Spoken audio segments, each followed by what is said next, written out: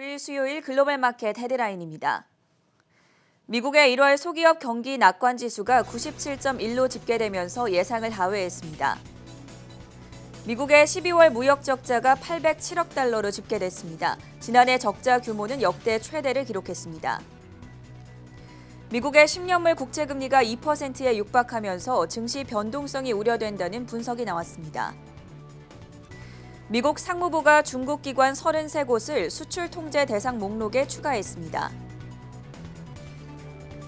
유럽연합이 반도체 생산 확대 법안을 발표하며 약 58조 원을 투자할 예정이라고 밝혔습니다. 엔비디아가 ARM 인수를 포기했습니다. 반도체 시장 독점 우려에 발목이 붙잡혔다는 평가가 나오고 있습니다. 화이자의 CEO는 미국 식품의약국이 5세 미만 백신을 승인할 가능성이 높다고 전했습니다. 월스트리트저널은 펠로톤의 CEO가 경영난 속에 사퇴했다며 직원 2,800명도 해고됐다고 밝혔습니다.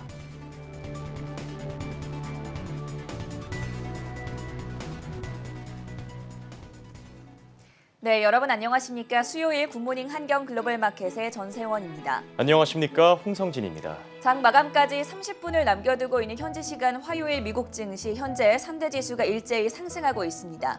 어제도 오프닝에서 이렇게 전해드렸었는데 결국 장 막판의 변동성을 보여주면서 나스닥 지수와 S&P 500 지수가 하락 전환하기도 했었죠. 오늘은 좀 끝까지 상승세를 이어갔으면 하는 바람입니다. 네, 아무래도 장 마감 전에 방송이 진행되다 보니 막판에 좀 변동성이 나타나는 경우도 있는데 그런 만큼 저희 굿모닝 한경 글로벌 마켓과 끝까지 함께하면서 좋은 투자 전략 세워보시면 좋겠습니다. 그럼 굿모닝 한경 글로벌 마켓 지금 시작하겠습니다.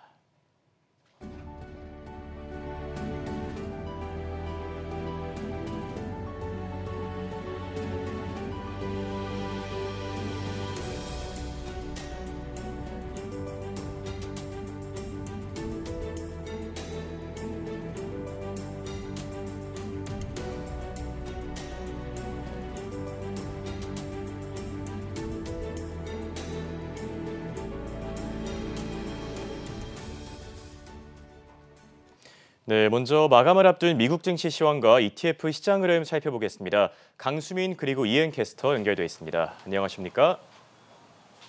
네, 먼저 강수민 캐스터 지금 미국 증시 상황 어떻습니까? 네, 현지 시간 2월 8일 마감까지 30분을 남겨두고 있는 미증시 시황 전해드리겠습니다. 인플레이션 지표에 대한 경계감 속에서 3대 지수가 일제히 현재 상승하고 있습니다. 다우 지수가 1.04%, 또 기술주 중심의 나스닥 지수도 1% 넘게 오르고 있고요. S&P 500 지수도 0.7% 오름세를 나타내고 있습니다. 네, 다우지수는 현재 35포인트 정도 오르고 있는데 오늘 편입 종목 가운데 바이오 회사인 암젠이 8% 넘게 오르면서 가장 큰 상승폭 보여주고 있고요. 장중 52주 신고가를 기록한 아메리칸 익스프레스 그리고 유나이티드 헬스가 뒤를 이어서 상승을 주도하고 있습니다. 나스닥 지수도 살펴보겠습니다. 3대 지수 중 가장 크게 오늘 오르고 있었는데 메타와 알파벳을 제외하고 대부분의 대형 기술주들이 오름세를 나타내고 있습니다. 차트를 통해 빵주 흐름 살펴보겠습니다. 아마존과 애플이 1% 넘게 오르고 있고요. 마이크로소프트도 1% 가까이 상승하고 있습니다. 다만 메타가 오늘도 장중 52주 신저가를 기록하면서 3% 넘게 떨어지고 있습니다. 이어서 반도체주 흐름도 살펴보겠습니다. 일제히 상승하고 있고요. 오늘은 특히 AMD가 3%대, 또 마이크론 테크놀로지가 2%대에 오르고 있습니다. 현지 시간 화요일 아침을 기준으로 S&P 500 기업 중 300개 기업이 실적을 발표했고요. 그중 77%가 시장 예상을 웃도는 순이익을 공개했습니다. 투자자들은 10일에 발표되는 소비자 물가지수에 대한 경계감 속에서 국채금리 움직임과 또 기업들의 실적 발표를 계속해서 주시하고 있습니다. 인플레이션에 대한 경계감과 함께 10년물 국채금리가 계속해서 오름세 나타내고 있는데요. 1.97%까지 치솟았다가 현재는 1.95% 부근에서 움직이고 있습니다. 2%를 과연 돌파할지 귀추가 주목되고 있는 상황입니다. 이어서 섹터별로 살펴보겠습니다. 오늘 장에서는 11개 섹터 중 8개 섹터가 상승, 나머지 3개 섹터가 하락하고 있습니다. 이미 소비재주와 자재주가 가장 흐름이 좋고요. 반면 강세를 이어가던 국제유가가 오늘 하락하면서 에너지주가 일제히 하락하고 있습니다. 가장 부진한 흐름 나타내고 있고요. 메탈을 중심으로 커뮤니케이션주 여전히 낙폭을 회복하지 못하고 있습니다. 그럼 바로 이어서 개별 특징주 살펴보겠습니다. 반도체 업계 최대 인수합병으로 주목받던 엔비디아의 ARM 인수가 미국과 영국 각국 규제 당국의 견제 속에서 결국 무산됐습니다. 오늘장 엔비디아 장중에 마이너스권에 있다가 현재는 1% 넘게 오르고 있습니다.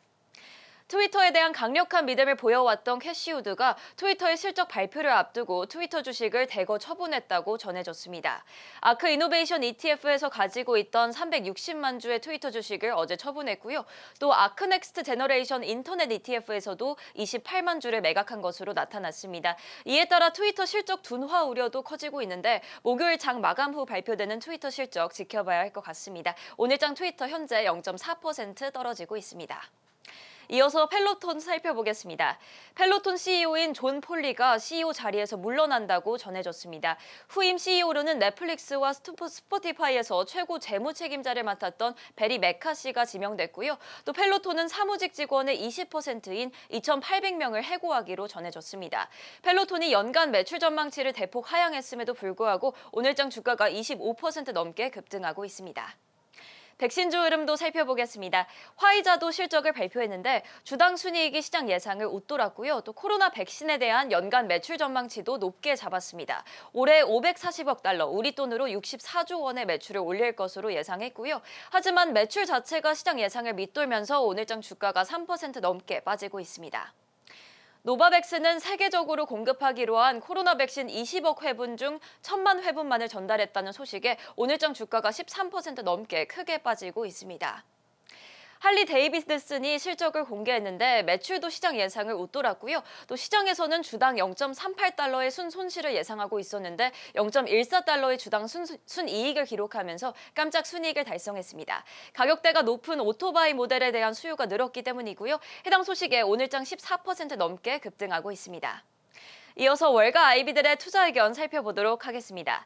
모간 스탠리가 마이크로소프트에 대한 비중 확대 의견을 재차 내놓았습니다. 계속해서 현재가 좋은 매수 시점이라면서 클라우드 컴퓨팅 등의 트렌드 성장이 지속적인 마진 확장으로 이어질 것으로 전망했고요. 오늘장 마이크로소프트는 1%대 오름세 나타내고 있습니다.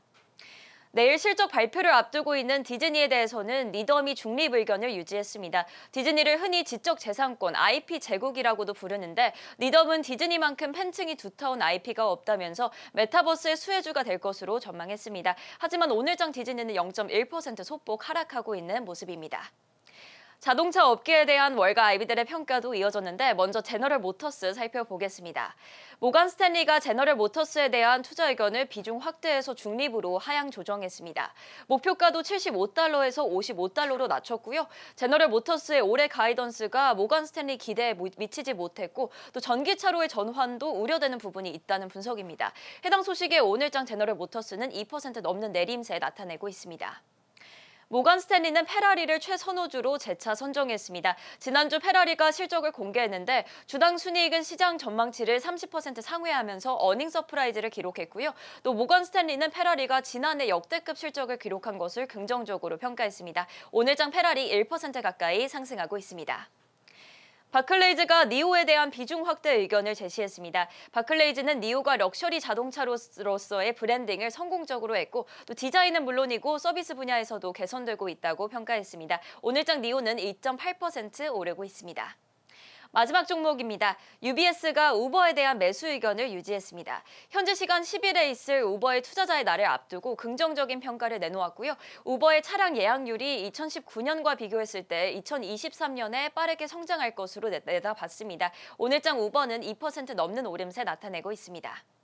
이어서 국제유가 살펴보겠습니다. 국제유가가 7년 만에 최고점에서 미끄러지고 있습니다. 이란 핵합의 재개가 결정되면서 미국의 대이란 제재에 대한 기대감이 커진 것이 유가의 하방 압력으로 작용하고 있는데 미국의 현재 WTI는 2% 넘게 하락하며 89달러 선에서 또 브렌트유도 2% 하락하며 90달러 선에서 거래되고 있습니다. 마지막으로 금 가격도 살펴보겠습니다. 인플레이션 우려에 따라 금 가격이 상승하고 있는데 최근 2주 사이 고점으로 올라오고 있습니다. 현재 0.3% 상승하면서 1,828달러 선에 움직이고 있습니다. 지금까지 미국 증시 시황 전해드렸고요. 바로 이어서 이혜영 캐스터가 ETF 시황 전해드립니다. 간밤 ETF 흐름을 한눈에 짚어드리는 ETF 시황 시간입니다. 오늘은 어떤 ETF가 상승 그리고 하락했는지 살펴보겠습니다. 먼저 상승 종목인데요. 오늘의 상승 종목은 중국 인터넷 기업과 러시아 관련 ETF입니다. 오늘장 중국 인터넷 관련 ETF 우상향 곡선 그리고 있습니다. 알리바바 주가가 장중한데 6.38%까지 치솟았는데요. 현재는 5.4% 오르고 있습니다. 어제 알리바바는 최대 주주인 소프트뱅크가 알리바바 지분을 매각하는 것 아니냐는 관측에 급락한 바 있습니다. 나스닥은 이와 관련해 오늘장에서는 저점 매수 움직임이 상승을 견인하고 있다고 분석했습니다. 또 블룸버그는 중국 국영펀드가 알리바바 주식을 사들였다고 보도했는데요. 그러면서 해당 소식이 알리바바의 낙폭을 줄이는 데 도움을 줬다고 분석했습니다. 알리바바 외에도 바이두는 약 3.8%, 징둥닷컴 약 24% 등 다른 미국 상장 중국 기업들도 오르고 있습니다. 티커명 KWEB인 크레인셰어스 CSI 차이나 인터넷 ETF는 크레인셰어스에서 운용하고 있는데요. 현재 2.97% 상승하고 있습니다. 이번에는 러시아 관련 ETF 살펴보겠습니다. 마크롱 프랑스 대통령은 현지 시각 7일인 어제 러시아에서 푸틴 러시아 대통령과 5시간 동안 회담을 벌였는데요. 오늘은 젤렌스키 우크라이나 대통령과 만나 현 사태에 대해 논의했습니다. AP통신에 따르면 엠마니엘 마크롱 프랑스 대통령은 8일 기자회견에서 우크라이나 긴장 완화를 위한 협상이 진전됐다고 밝혔는데요. 구체적으로 푸틴 러시아 대통령이 우크라이나 위기를 고조시키지 않겠다고 언급했다고 했습니다. 또 푸틴 러시아 대통령과 젤렌스키 대통령 모두 민스크 협정을 지지한다고 했는데요. 해당 소식에 러시아 루블화는 올랐고 러시아 관련 ETF도 상승하고 있습니다. 티커명 RSX인 바네크 러시아 ETF는 바네크에서 운용하고 있는데요. 오늘장 2.99% 오르고 있습니다. 이번에는 하락 ETF입니다. 현재 에너지 관련 ETF는 전반적으로 약세 보이고 있습니다. WTI는 어제에 이어 오늘도 내리고 있는데요. 이란 핵합의 복원을 지원 9차 협상이 현지 시각 8일 오스트리아 빈에서 재개됩니다. 따라서 미국의 대이란 제재가 풀릴 것이란 기대감이 형성되며 유가는 하락하고 있습니다. 오늘장 에너지 관련 기업들 또한 약세 보이고 있는데요. 대번에너지는 약 3.3%, 쉐보론은 약 1.7% 빠지고 있습니다. 관련 ETF 살펴보겠습니다. 티커명 XOP인 SPDR S&P Oil and Gas Exploration and Production ETF는 스테이트 글로벌 어드바이저스에서 운용하고 있습니다. 미국 에너지 기업을 추종하고 있는데 오늘장 3.17% 내리고 있습니다. 다른 관련 ETF도 함께 하락하고 있습니다. 이번에는 시장 상황을 바탕으로 관련 ETF 알아보겠습니다. 오늘 나스닥에 새로 상장한 ETF가 있습니다. 바로 티커명 WGMI인 발키리 비트코인 마이너스 ETF입니다. 미 증권거래위원회는 비트코인의 변동성과 위험성을 이유로 비트코인 현물 ETF 승인을 계속 거절하고 있는데요. 이런 상황에서 WGMI는 비트코인 선물 ETF에 이어 비트코인에 간접적으로 투자할 수 있는 연관 상품입니다. 오늘은 구체적으로 새로 상장한 WGMI를 한번 살펴보겠습니다. 앞서 언급했듯 해당 ETF의 티커명은 WGMI입니다. WGMI는 We are all gonna make it의 약자라고 하는데요. 발키리에서 운용하고 있습니다. 해당 ETF는 비트코인 채굴과 관련된 기업의 약 80%를 투자하고 있고요. 나머지 20%는 마이크로스트래티지, 블록 등 비트코인을 자산으로 보유하고 있는 기업에 투자할 예정입니다. 구체적으로 상위 보유 종목도 한번 살펴보시죠. 가장 비중이 높은 종목은 영국 암호화폐 채굴업체인 아르고 블록체인과 캐나다 비트코인 채굴업체인 비트팜입니다. 이외에도 가상화폐 채굴에 필수적인 반도체 기업에도 투자하고 있는데요. 엔비디아, AMD, TSMC를 보유하고 있습니다. 이외에도 친환경 에너지 사용을 중요하게 생각하고 있습니다. 보유 종목의 약 77%가 친환경 재생에너지 사용 기업이라는 점 참고하시면 좋을 것 같습니다. 지금까지 ETF 시황이었습니다. 네, 24시간 잠들지 않는 생생한 투자 정보를 전해드리는 굿모닝 안경 글로벌 마켓 시간입니다. 오늘 미국 증시 3대 지수가 기분 좋게 일제히 상승하고 있습니다. 금리 인상에 대한 불안감이 여전히 시장을 어느 정도 압박하고 있지만 그래도 기업들의 호실적이 증시를 견인하고 있는데요. 다만 오늘 미국의 10년물 국채 금리가 1.97%를 돌파하면서 이제 2%가 얼마 남지 않았다 이런 우려도 끊이지 않고 있습니다. 그럼 밤사이 나온 자세한 소식들 바로 살펴보시죠. 최보아 캐스터가 준비했습니다. 안녕하십니까? 네, 최보아 캐스터 오늘 BP가 8년 만에 최고 실적을 달성했는데 첫 번째 이슈로 짚어주시죠. 네, 첫 번째 소식입니다. 유럽의 석유 대기업인 BP가 연간 기준 실적이 8년 만에 최고치를 기록했습니다. 코로나19 팬데믹의 타격 이후 경기가 조금씩 회복되면서 에너지 가격이 급등했기 때문으로 보여집니다. BP뿐이 아닙니다. 다른 석유 업체들도 호황을 누리고 있습니다. 현지 시간 8일 BP는 작년 128억 5천만 달러, 한화로는 약 15조 4천억 원의 순이익을 발표했습니다. 이는 8년 만에 최고 기록인데요. 2020년에 57억 달러의 손실과 비교해보면 큰 폭의 흑자 전환이라고 할 수가 있습니다. BP의 부채는 지난 연말 기준 306억 달러를 기록해 전년 대비 83억 달러 감소했습니다. 또 작년 4분기 이익은 41억 달러로 집계돼 시장의 예상치를 크게 상회했습니다. BP는 석유와 가스 가격의 오름세와 생산량 증가를 이유로 꼽았습니다. 전 세계 경제가 코로나19 팬데믹에서 벗어나면서 작년 중반 이후 천연가스와 석유 가격은 급등했습니다.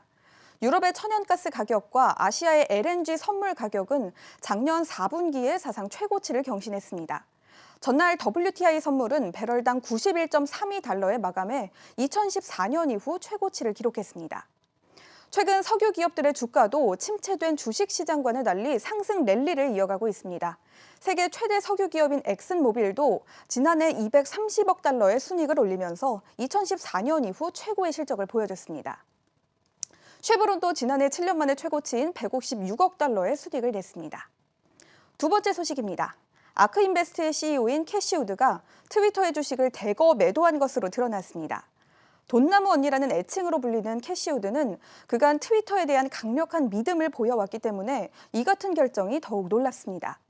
캐시 우드는 아크이노베이션 ETF에서 가지고 있던 트위터의 주식 360만 주를 어제 종가인 36달러 선에서 처분했습니다. 또 아크넥스트 제너레이션 인터넷 ETF에서도 트위터의 주식 28만 주를 팔았습니다. 이 둘을 합치면 무려 1억 4,100만 달러의 규모입니다. 트위터는 이번 주 목요일 장 마감 후에 실적 발표를 할 예정입니다. 따라서 지금 시점에서 대량 매각을 진행한 것을 두고 실적이 둔화되는 것이 아닌가 하는 우려가 커지고 있습니다. 실제로 이번 실적 발표 시즌에서 실적에 따라 기술주의 주가 향방이 크게 엇갈리는 모습이 계속되고 있습니다. 메타가 26% 넘게 폭락했고 스냅이 62%가량 급등했습니다. 세 번째 소식입니다. 애플이 새로운 비접촉식 결제 서비스인 탭투페이를 출시합니다. 이는 별도의 하드웨어 장치를 연결하지 않아도 아이폰 자체에서 직접 결제를 할 수 있는 기능을 말합니다. 탭투페이는 지난 2020년에 1억 달러에 인수한 캐나다의 스타트업인 모비웨이브의 결제 기술과 기존의 근거리 무선통신인 NFC를 활용할 예정입니다.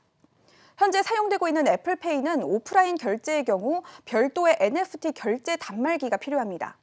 하지만 탭투페이를 사용하면 소비자의 신용카드를 판매자의 아이폰이나 애플워치에 갖다 대기만 하면 간편하게 지불을 수락할 수가 있습니다. 애플은 아메리칸 익스프레스, 디스커버, 마스터카드 그리고 비자 등과 함께 협력해서 편리한 서비스를 제공할 것이라는 포부를 밝혔습니다. 현재 오프라인 결제를 위한 모바일 결제 시장은 블록이 선점하고 있습니다. 다만 블록의 결제 서비스 역시 신용카드 정보를 인식해 스마트폰 혹은 태블릿에 전송하기 위한 결제 단말기가 필요합니다. 따라서 이번 탭투페이를 활용하면 애플뿐 아니라 블록의 주가에도 큰 영향을 줄 수 있다는 평가가 많습니다. 네 번째 소식입니다. 미국에 이어 유럽도 반도체 자립에 나섭니다. EU는 유럽의 반도체 경쟁력 확보를 위해 2030년까지 반도체 공급에 430억 유로를 투자한다고 밝혔는데요. 한화로는 58조 9천억 원에 달합니다. 또 미국과 아시아에 대한 의존도를 줄이기 위해 EU 반도체 칩법을 제안했습니다. 이를 통해 2030년까지 유럽 내 반도체 생산이 전 세계 생산의 20%에 달성한다는 목표가 설정되기도 했습니다. 최근 세계 모든 국가들이 반도체 부족 사태로 인해 난관을 겪어왔습니다. 이에 대해 EU는 유럽의 점유율 감소와 아시아 제품에 대한 의존은 단순히 EU의 경쟁력의 문제가 아니라 기술 주권 문제이기도 하다라고 목소리를 내왔습니다. 치열한 반도체 경쟁 속에서 조 바이든 미국 행정부도 520억 달러가량의 반도체 산업 육성 투자 계획을 추진 중이기도 합니다. EU는 반도체 칩이 없다면 디지털 발전도, 녹색 전환도, 기술 리더십도 없다라고 말했습니다. 이어 반도체 칩 공급 확보는 경제적 그리고 지정학적 우선순위가 됐다라고 그 중요성을 강조했습니다. 이번 법안은 EU 회원국과 유럽의회의 승인을 거쳐서 적용될 예정입니다. 마지막 소식 전해드리도록 하겠습니다. 다섯 번째 소식입니다. 일본의 소프트뱅크가 미국의 반도체 기업인 엔비디아의 ARM을 매각하려던 계획이 무산됐습니다. 약 660억 달러, 한화로는 무려 79조 원 규모에 달하는 반도체 업계 사상 최대 규모의 빅딜이 엎어진 겁니다. 앞서 ARM의 대주주인 소프트뱅크는 ARM을 엔비디아에 매각할 계획이었습니다. ARM은 아이폰과 안드로이드 등 퀄컴 칩을 통해 구동되는 모든 스마트폰 프로세서에서 핵심 기술을 만들고 있습니다. 때문에 주요 반도체 회사 대부분을 고객으로 하고 있습니다. 2020년 9월 엔비디아는 ARM을 400억 달러에 인수하겠다는 계획을 밝힌 바가 있습니다. 당시 역대 최대 규모의 반도체 M&A로 기대를 받았습니다. 하지만 미국 연방거래위원회인 FTC가 반독점을 이유로 반대하면서 무산됐습니다. 엔비디아가 ARM 보유 기술을 기반으로 자사 사업에 유리하게 이용할 수 있다는 점에서였습니다. 한편 이번 ARM 인수 무산으로 소프트뱅크는 최대 12억 5천만 달러의 위약금을 받습니다. 그러나 기존 거래 조건이 엔비디아의 주식을 포함하고 있어 위약금보다 더 큰 이익 기회를 놓친 셈이 됐습니다. 이번 딜이 좌절되면서 소프트뱅크의 행보에 관심이 쏠렸는데요. ARM의 매각을 철회하는 대신 IPO를 준비하는 것으로 방향을 틀었습니다. 상장 시기는 2023년 3월로 전망됐습니다. 마지막 소식은 조금 전 들어온 속보입니다. 존슨앤존슨이 코로나19 백신 생산을 일시적으로 중단한다고 공지했습니다. 다만 3월에 백신 생산을 재개한다고 말했습니다. 작년 말부터 계속된 생산 중단 문제로 시중에 배포되는 존슨앤존슨의 백신 공급이 당분간 크게 감소할 것으로 보입니다. 이번 발표에 대해 존슨앤존슨은 필요한 곳에 백신을 제공하는 데 집중하고 있다고 밝혔습니다. 구체적으로 백신에 대한 접근성을 높이려는 국제단체의 의무를 다하고 있다고 말했습니다. 현재 충분한 코로나19 백신 재고를 보유하고 있다는 말도 덧붙이기도 했습니다. 또 화이자는 올해 코로나19 백신과 치료제로 540억 달러의 매출을 올릴 것으로 예상하고 있습니다. 작년 말에 출시된 먹는 코로나19 치료제인 팍스로비드는 올해 220억 달러의 매출을 기록할 것으로 추정이 되고 있습니다. 화이자의 2021년 연간 매출은 813억 달러로 전년에 비해 거의 2배로 늘었습니다. 이 중 백신 매출이 368억 달러로 집계돼 올해도 큰 성장을 기대해 볼 수가 있겠습니다. 지난해 화이자의 연간 순이익도 220억 달러로 2020년에 2배 이상을 기록했습니다. 향후 백신 제조사들의 추이도 주목해 보시면 좋겠습니다. 네, 원자재와 관련된 다양한 소식을 확인해보는 원자재 플러스 시간입니다. 도움 말씀 위에 메이크의 김수현 이사 나와 있습니다. 안녕하십니까? 안녕하세요. 네, 설날 이후에 좀 오랜만에 뵙는 것 같습니다. 네. 그동안 원자재 쪽 시장에도 좀 다양한 소식들이 있었는데 최근 원자재 고공행진이 계속되고 있습니다. 국제유가 상황은 어떻습니까? 네, 국제유가는 이제 공급망 차질에 따른 에너지 가격 인상이 지금 글로벌 인플레이션으로 이어지고 있습니다. 그런 상황에서 지금 7년여 만에 배럴당 90달러 선을 넘어서 상당히 고공행진을 하고 있는 모습이고요. 국내로는 이제는 정말 100달러 이상이 갈 수 있다 이런 이야기가 나오고 있습니다. 네, 그렇다면 최근 들어서 이제 원자재를 무기화하고 있는 국가들도 있는데 천연가스 상황은 어떻죠? 네, 지금 천연가스 상황도 함께 살펴봐야 되는 상황인데요. 천연가스는 이제 유럽에서 40% 정도 지금 러시아에 의존하고 있는 상황인데 러시아가 이제 우크라이나를 침공할 경우에 이제 유럽에 대한 가스 공급을 중단할 수도 있다 이런 상황이고요. 또 유럽이 러시아산 천연가스 수입을 차단하게 된다면은 이 6주 안으로 가스 저장고가 바닥날 수도 있다 이런 전망에 긴장감이 계속해서 고려되고 있는 상황입니다. 네, 그렇다면 이제 시장 전반적인 상황도 좀 살펴보겠습니다. 그동안 원자재 쪽 시장에는 어떤 이슈들이 있었나요? 네, 일단은 지금 비철 금속 쪽에 가격 상승이 많이 올라갔기 때문에 그 부분을 상당히 이제 주목해서 봐야 될 우려가 있는데요. 전반적으로 이제 많이 올라가긴 했지만 철광석을 많이 지켜볼 수가 있겠습니다. 일단 비철 금속 쪽에서는 이제 백월데이션 현상이 계속 지속되고 있기 때문에 현물 가격이 선물 가격보다 높은 상황이어서 이제 트레이더들이 상당히 고생을 하고 있다 이런 모습이고요. 이제 트레이더들이 즉각적인 공급을 막기 위해서 이런 프리미엄을 내고 있는 상황입니다. 그래서 골드만삭스 같은 경우는 이를 두고서 전례 없는 상황이었다 판단을 하면서 시사하는 바가 많다고 볼 수 있겠습니다. 네, 방금 비철 금속을 말씀하셨는데 네. 조금 생소해하는 투자자분들이 있을 것 같습니다. 구체적으로 좀 설명해 주시죠. 네, 일단은 이제 닥터쿠퍼라고 하는 경기 선행 지표 이제 구리 같은 경우는 이제 중국 내 다운스트림 수요 회복이 더딜 것으로 전망이 되고 있다는 상황도 있고요. 특히 올해 들어서 더 늘어날 수밖에 없는 공급량까지도 주시를 해야 되는 상황입니다. 그리고 방금 말씀드렸던 철광석의 경우는 이제 톤당 150달러 선으로 이제 한 주간에 8%, 한 달 사이에 무려 19% 정도 상승하는 모습이었는데 특히 이제 우리 해양 쪽에서도 많이 관심이 있는 이 조선 업계와도 아주 직접적인 관련이 있기 때문에 이 조선용 후판 가격이 작년에 이어서 올해까지 오르게 된다면은 이 최근에 회복세를 보였던 이제 수주 분위기도 흐려질 수 있기 때문에 이 향후 이제 후판 가격의 이런 협상적인 측면도 계속해서 눈길을 끌고 있다는 점입니다. 네, 최근 들어서 원목 가격도 이제 움직임이 커지고 있는 분위기라고 하죠. 네. 이제 원목 같은 경우는 작년에도 상당히 많이 올랐었는데 이러다가 주춤하지 않을까라는 우려도 있었지만은 이제 한 주간에 24% 이상 상승세를 보였고요. 전 세계적으로 이 침엽수 원목 그리고 제재목 등의 이런 공급 부족으로 단가가 상당히 올라가 있는 상태고 또 다들 아시겠지만 펄프라던가 판지류 이런 잇따른 가격 상승도 이제 기억이 나실 텐데요. 전년도 상황을 돌아보면 이 칠레와 러시아에서 산업재 또 이 건설재 제재목 수급 측면이 어려운 상황이 있었고 또 미국의 경기 건설 또 주택 건설에 따른 자재 부족 상황도 있었습니다. 또 벌목량이 줄어든 것에 대비해서 원목 수요가 또 지속적으로 증가하고 있다는 점도 기억해 두시면 좋을 것 같습니다. 네, 그럼 이번에는 농산물 쪽으로 넘어가 보겠습니다. 농산물 쪽 상황은 어떻습니까? 네, 이 S&P GSCI Agriculture 인덱스 차트를 한번 보시면은 이제 올해 들어서 꾸준히 우상향한 21.6%나 상승을 했는데 특히 이제 원자재 강국인 러시아에 대한 이슈가 크다 보니까 이 농산물 가격도 상승 압력을 받고 있습니다. 네, 그러면은 이 상승하는 요인들 어떤 걸 좀 꼽아볼 수 있겠습니까? 일단 상승하는 요인들이 되게 다양하게 있는데요. 일단은 그 DBA ETF라는 걸 보면 대두, 소맥, 옥수수, 커피 등을 골고루 담고 있는데 오늘 장에서 특히 52주 신고가를 경신한 상황이고요. 크게 세 가지 이유를 꼽아볼 수 있습니다. 첫 번째는 이제 환경 오염으로 인한 이상 기후 현상이 되겠고요. 남미 지역에서 작년 10월에 있었던 라니냐로 인해서 이 건조한 기후 때문에 작황 부진이 있었고 또 곡물의 생산량이 낮아졌기 때문입니다. 그리고 두 번째는 물류의 적체 현상이 계속 이어지고 있고요. 세 번째는 이 천연가스 가격 상승 여파 때문에 이제 비료 가격이 올라갔기 때문인데 이 비료는 이 농산물 생산 비용의 3분의 2를 차지하고 있기 때문에 이 가격이 2008년 10월 이후 최고치로 올라갔다는 상황도 있습니다.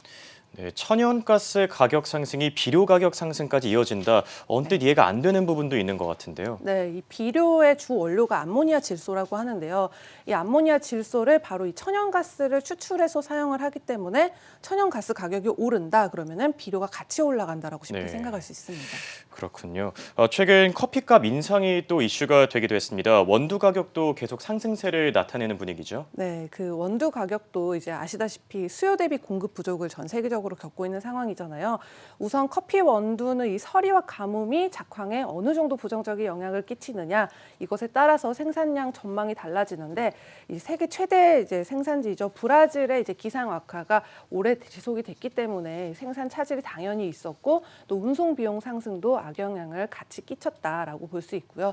또 재고적인 측면도 한번 들여다봐야 됩니다. 이 아라비카 커피 원두 재고가 1억 4,003만 파운드 그러니까 64,864톤으로 무려 22년 만에 최저치 바닥을 기록했다라는 점입니다.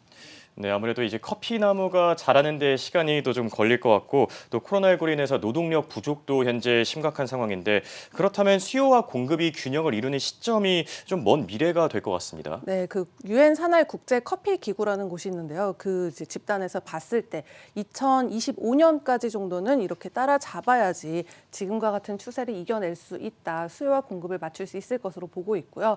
아무래도 그런 점이 있기 때문에 커피 가격의 추가적인 인상은 불가피할 것으로 보입니다. 네, 그렇다면 마지막으로 투자자들이 궁금해할 것 같은데 사실 커피하면 또 스타벅스가 네. 생각나지 않습니까? 커피 선물 가격과 연동된 금융 상품도 있습니까? 네, 스타벅스는 이제 하나의 주식이 또 많이들 네, 알고 계시잖아요. 근데 조금 생소하실 수도 있는데 JOETN이라는 상품이 있습니다. 뉴욕 증시에 현재 상장된 펀드 채권 중에서 유일하게 커피 단일 품목만을 담고 있는데 오늘 장에서도 3% 정도 올랐는데 지난 1년 사이에 87%라는 상승률을 기록하면서 꾸준하게 우상향하고 있습니다. 네, 감사합니다. 이렇게 오늘도 원자재와 관련된 다양한 소식들 확인해봤습니다. 지금까지 도움 말씀 위해 메이크핏 이사 김수현이었습니다. 감사합니다.